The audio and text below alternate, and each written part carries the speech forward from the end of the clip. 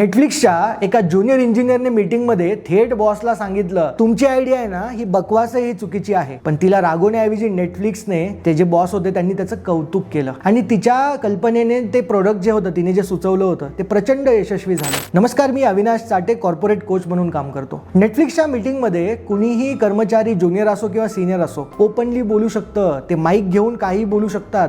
फ्रँकनेसचं culture एवढं जबरदस्त आहे, चॅलेंज सुद्धा करू शकतात ते बॉसला. एकदा एक नवीन इंजिनियरने प्रोडक्टची स्ट्रॅटेजी जी आहे ती ओपनली क्वेश्चन केली आणि त्यावरती दुसरी आयडिया सुचवली. ती आयडिया बदलून प्रोडक्ट खूप यशस्वी झालं. बॉसने ती एक्सेप्ट केली.